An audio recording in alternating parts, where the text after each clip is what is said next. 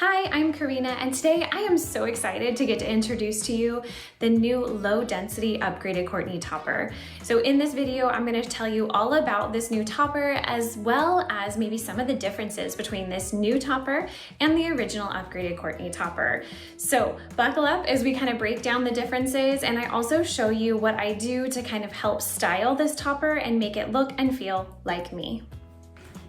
So I did already move the part on this topper and I cut the lace. I'm gonna go over a little bit how to do that, but I'm not gonna demonstrate it for you in this particular video. But what I did want to do is show you how I'm gonna style her and what I'm gonna do with the part line on her, because I think that is gonna take her from beautiful to just super blendable. So first, let's just talk about what this new low density upgraded Courtney is all about. So as you can see, the cap construction is very, very similar to the original upgraded Courtney. She has the same 7 by 8 inch base with the large monotop area. Now the big difference in the base construction is going to be when you start looking at the front of the topper. So you can see here, there's a little bit of a line. Now this line is just a touch of silicone, but what it does is the transition between the monotop area, right in through here is the monotop, and then this, which is that Swiss lace, which is super transparent and lightweight and easy to blend. Now the reason for this change in this update is so that you can now wear your upgraded Courtney topper all the way in front of your hairline, and it's gonna make blending it super duper easy. You can still, of course, because she does have that lace, you can also stick it behind your hairline. I will probably do that still with mine since I like to use my front hair to blend, but you do not have to use your front hair to blend. You can wear it all the way in front of your hairline. So I did already cut back the lace. You can kind of see what mine looks like. You can use the scalloped edge scissors, there we go, scissors that will cut along the line and kind of give it more of a squiggly line. Or you can just do like me and just curve it around the shape of your face. This to me works better for me. I like to leave about a 1/4 inch, maybe a little bit less of lace if you plan to wear the lace all the way in front of your hairline. If you plan to wear it slightly behind your hairline, you can cut it a little bit closer to that hairline. But that's just kind of what mine looks like. Now I also went ahead and moved the part line. So you can see I no longer have that perfect straight part line that a lot of toppers come with. I like mine to be slightly imperfect. I think this makes blending a little bit easier for me personally. I just think it makes blending easier. It makes it look a little bit more natural.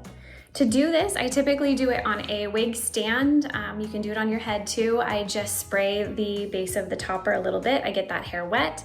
I take a rat tail comb and I simply move the part line. Then I use my blow dryer to blow dry the hair to kind of set it in place. And then of course, I do like to take my blow dryer and blow the hair kind of away from the face, oftentimes using a round brush to help give it that little bit of lift so that the hair just doesn't flop in your face. So those are my quick and dirty tips for what I do to change that part line, what I do to the hair, and how to trim back that lace. Now the other huge change is going to be the density. So not only does this have a lace front, an extended lace front, it also is 110% density opposed to the 130% density from the original upgraded Courtney topper. What does this mean? It means just less hair. You still get the same coverage because the base size is the same, but you're not working with quite as much hair. The reason for this change is my favorite actually, because people were giving UniWigs feedback that they love the upgraded Courtney topper, but they just wish it had less hair so that they didn't have to thin it out, or it was just more hair than they were used to working with. What I love about this is that UniWigs listened to their customers and they made a change. So to me, I think that's huge. I commend them for it, and I'm just happy to be able to try it because for me personally, I think the upgraded Courtney topper, the original, was just a little bit too much hair. Now, it's always nice to be able to have extra hair and cut it off if you need, but I also know what I like in a topper and know that the 110% density is going to be just right for me. So now that I have my lace cut already, I already adjusted the part line to my liking. I added a few curls to her, so let's go ahead and put her on. Now typically when you're working with the Swiss lace, because it's so transparent, you want to try to line up your part line as much as you can.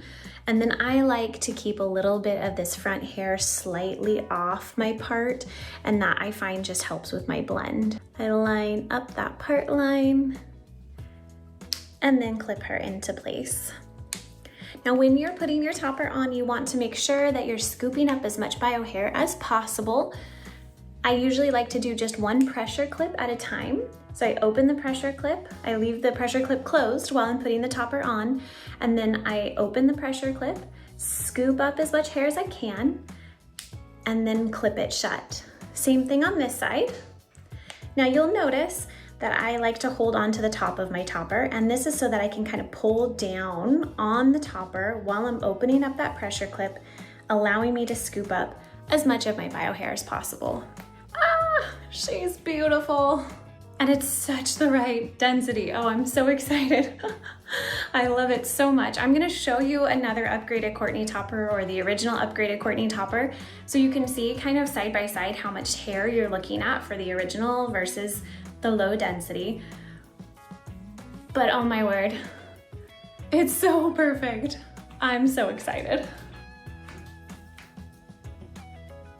Okay, so I want to show you that blend first of all. So what we're gonna do is I'm gonna get my True Match and my eyebrow brush, and I'm going to kind of dab a little bit of foundation powder right along that part line. Okay, so we're gonna take a little bit of that powder, that foundation powder, and we're gonna just dab it right along this part line.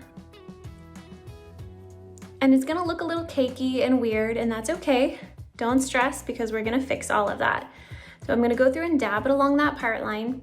Then I'm gonna take the spindly side of my foundation, or my eyebrow brush, sorry, and I'm gonna work it into the topper. And again, I'm gonna do the same thing. Gonna work the foundation into the lace. And that already helps like that little transition. I'll probably do it on the underside too. So let me show you what that looks like. So I think the trick for me is what I'll often do is I not only apply it to that top, I apply it to the bottom. And this just helps it kind of work into that lace area. So again, I get my True Match, dab it on the brush, and I'm gonna try to show you while I do this, and I'm gonna just kind of work it in to this area right in through here. And I'll take it down a little bit past for now.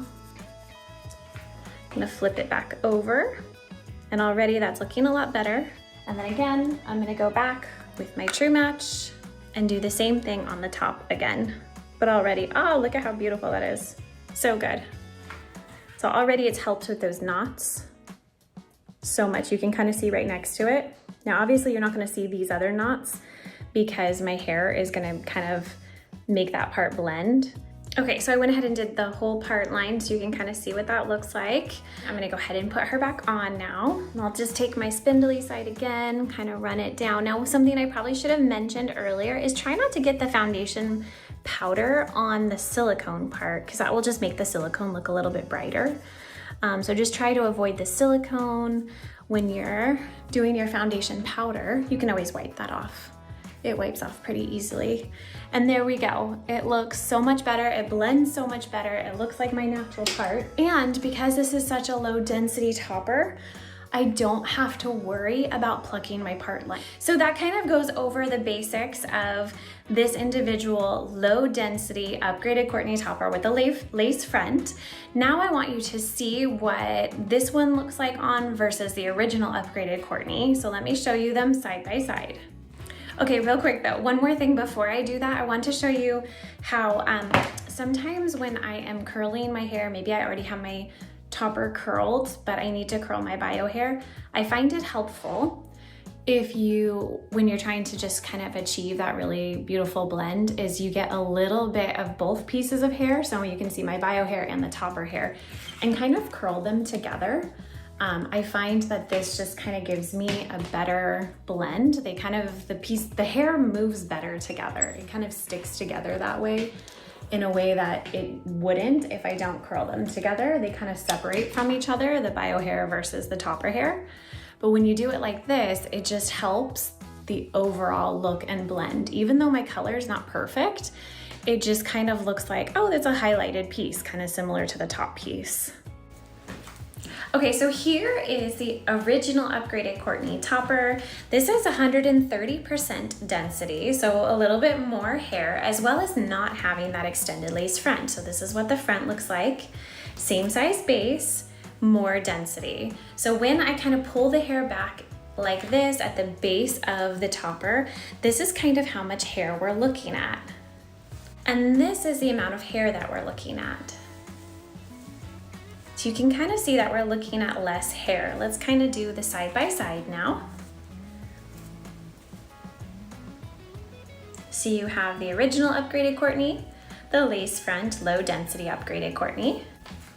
All right, so I've ranted and raved about this topper the whole video. I apologize, I just am very excited. But let me just quickly highlight what I think, or who I think this might be great for.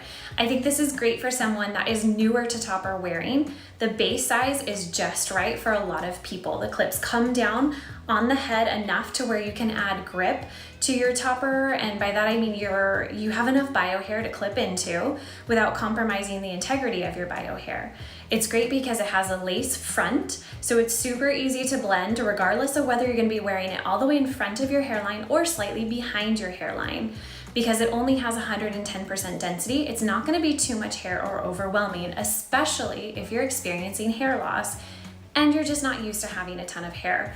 I truly believe that this is almost the best of both worlds. I love the lace top topper, but I think that it could be a little bit difficult for some people to figure out how to get the lace to lay just right. Whereas I find that this, it lays just perfectly, but the lace, it gives that kind of transparency that we all want without making it difficult to blend. So truly, I think this might be a great topper for most people that are getting started in their topper wearing journey, because it kind of gives you a little taste of so many different things. I love it. I'm so excited that they did this.